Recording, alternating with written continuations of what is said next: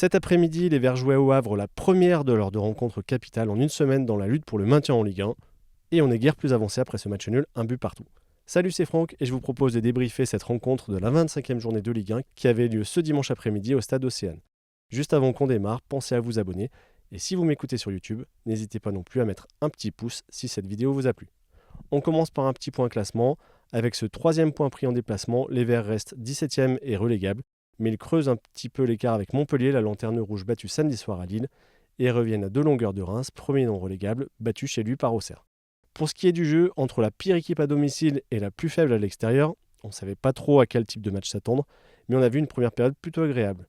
Une première période que les Verts, avec 2 changements par rapport au match de Nice, Maxime Bernauer pour Dylan Batubinsika suspendu et Pierre Ecoua de retour de blessure, ont bien entamé avec une volonté d'aller de l'avant, marquée dès la 5e minute par un excellent service de Pierre Ecoua justement pour Irvine Cardona, mais qui tergiverse un peu trop sur son contrôle et ne parvient pas à inquiéter le gardien. Mais les Verts insistent et ouvrent le score à la 10e minute. Ivan Masson sert Aymen Mouefek sur le côté droit de la surface. Son centre en retrait est repris par Irvine Cardona, mais repoussé par un vrai devant sa ligne. Heureusement, Lucas Tassin a bien suivi et marque son 3e but en 4 matchs, son 6e cette saison en Ligue 1. Un petit événement puisque c'est seulement la 2e fois que Saint-Étienne ouvre le score sous Éric Orneland. 2 minutes plus tard, on pense que les Stéphanois vont faire le break. Irvine Cardona dribble le gardien et marque après une belle passe de Benjamin Bouchoiry, mais le but est annulé pour une très légère position de hors-jeu. Contrairement à leur match précédent, les Verts se mettent à reculer, peut-être avec une volonté de jouer le contre, mais ils commencent à offrir des situations à vrai, comme ce contrôle raté d'Aymen Mouefek qui permet à Hassan de chauffer les gants de Gauthier Larsonneur. 2 minutes plus tard, Léo Petro contre une tentative de ciseaux, ça fait corner, et sur ce corner, Hassan reprend au deuxième poteau, peut-être avec une charge sur Gauthier Larsonneur, peut-être avec une petite erreur du gardien stéphanois, mais en tout cas ça fait poteau. Les Verts ont des possibilités mais sans être trop dangereux avec cette tentative contrée d'Irvine Cardona et un centre pour personne de Lucas Tassin. Mais alors que l'ASS est finalement assez peu mise en danger, elle va être rattrapée par ses vieux démons avec un pénalty stupide, et j'insiste vraiment sur le mot stupide, concédé juste avant la mi-temps. Le Havre attaque côté droit, Benjamin Bouchoiry vient fermer l'espace pour empêcher Casimir de centrer, mais il arrive les bras décollés contre la balle des mains pour se protéger le visage. Penalty que Gauthier Larsonneur repousse, mais repousse plein axe, et le Havre peut reprendre et égaliser.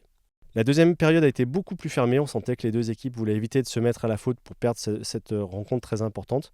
Pas grand chose à se mettre sous la dent donc, hormis peut-être cette frappe excentrée de Lucas Tassin, mais sans grand danger pour le gardien havrais. Les Stéphanois, après un passage un peu difficile, ont bien fini, ont essayé de faire pencher la balance, mais sans être véritablement dangereux. Un partout donc, place maintenant un autre match capital à Montpellier le week-end prochain.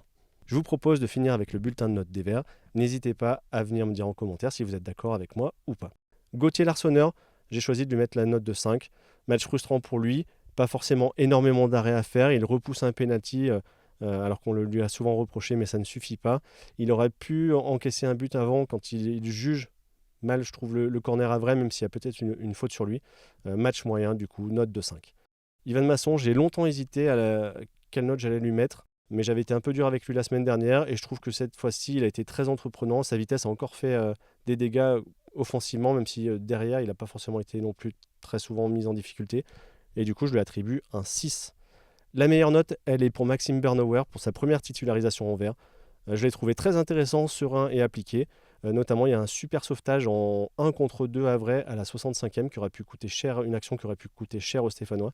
Et j'ai trouvé qu'il avait été très appliqué voilà, et intéressant encore une fois.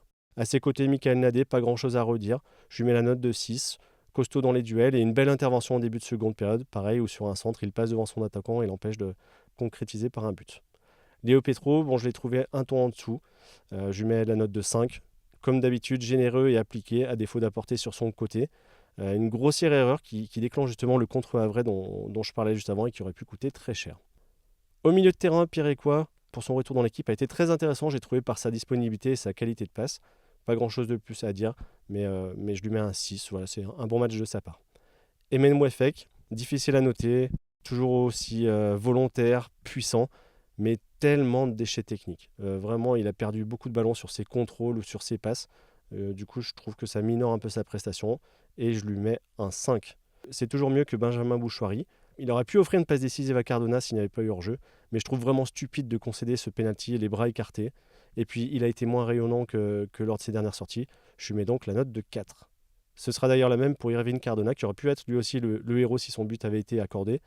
Lui aussi a été généreux, mais il y a vraiment eu trop de manques, comme ce bon ballon à la 61e où il envoie un centre piqué directement sur le gardien, alors que c'était une vraie bonne possibilité.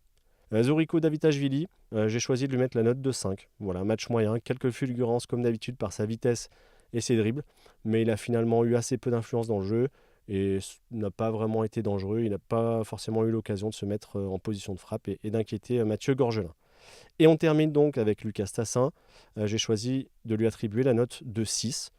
Voilà, il n'a pas forcément été toujours très en vue, mais il marque à nouveau, et c'est donc ce qu'on demande en priorité à un avant-centre.